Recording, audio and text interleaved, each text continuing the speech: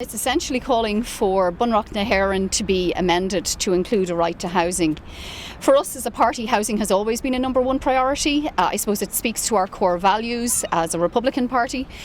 In government, it is a top priority for us, and we obviously have Minister Darragh O'Brien driving a real change in terms of the state's role in the delivery of housing. We as a party, though, believe that we need to go further, and it's about the state actually going further. It's about the state making a permanent commitment to ensure that every citizen has access to a secure and affordable home. It alone is not going to solve the housing problem. We wouldn't pretend that it will. It's really important, I suppose, though, to consider, one, the commitment that it will require of the state, and I suppose it's similar to the requirement in the Constitution for everyone to have access to education, and it's that level of a commitment we want from the state, but it's also going to commit the state to long-term sustainable policies and programmes to deliver housing. Housing is a core Fianna Fáil value, and we have not favoured, and we don't favour as a party, a very market-led approach which has perhaps been followed up until date. This is about Fianna Fáil reasserting our core values around housing. We'd also differentiate ourselves from, some of those who claim to be on the left in Irish politics because we support the aspiration towards home ownership.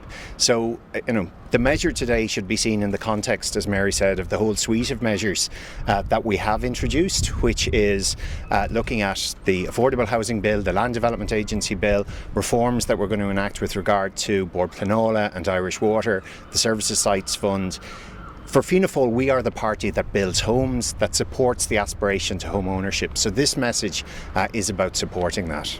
We feel it should be centre and core of a constitutional right to everybody in this country, that they would have that access to a safe and secure housing. It's the biggest challenge that we have now. Obviously, we've had COVID still going on, we've had Brexit, but now we need to put all of our energies and all of our political will and have that engagement and conversation with people around the country about solving the biggest crisis that we have, and that is ensuring that everybody has a safe and secure home.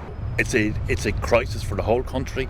It needs to be approached in that same as COVID was approached, where we take that energy, that drive to solve the crisis. And the other thing is the Minister has launched a commission on housing, which equally has shown the commitment to delivery and trying to sort out the housing crisis. Because the housing crisis is a very complex issue, and it's not just one solution, it's going to demand multiple solutions. And I think having a right to housing within the Constitution will strengthen that public approach to delivering housing in the long term.